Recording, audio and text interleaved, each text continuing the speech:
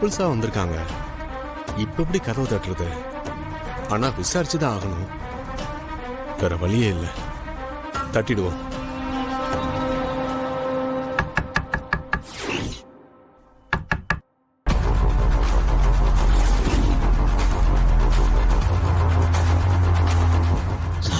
இவங்க இருக்காங்கல்ல, வீடியோ எடுக்கும்போது பேசக்கூடாது. நானே பேச தள்ளிப்போ.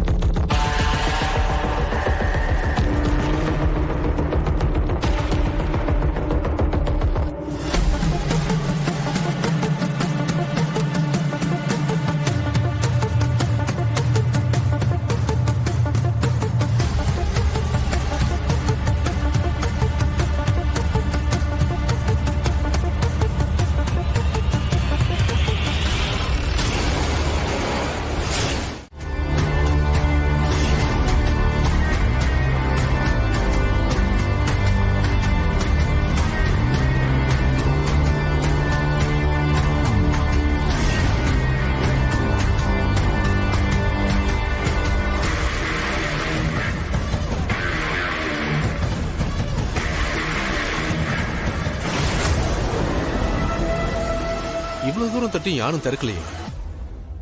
சரி, இன்னொரு ரூம் சொன்னாங்கல்ல, அங்க போய் பார்ப்போம்.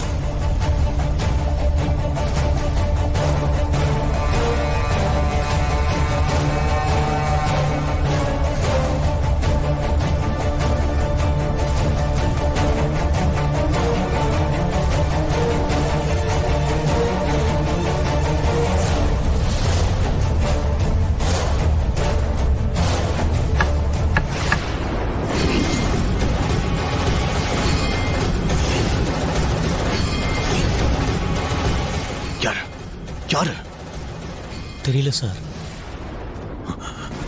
போய் பார்த்துட்டு வா. சார் நானா? ஏய் போ.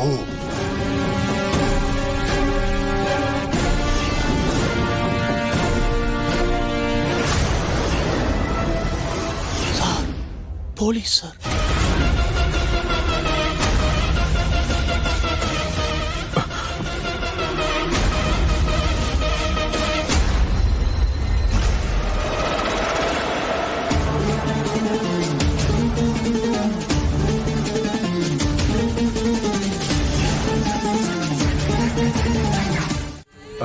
இங்க இருந்து அனுப்புறது கஷ்டம். வீடியோ கொஞ்சம் பெருசா இருக்கு. இங்க சிக்னலும் கம்மியா இருக்கு. நான் அங்க வந்து நேர்லயே உனக்கு காமிக்கிறேன். சரி, இப்ப அந்த மகா எங்க இருக்கா? வேற எங்க இருப்பா?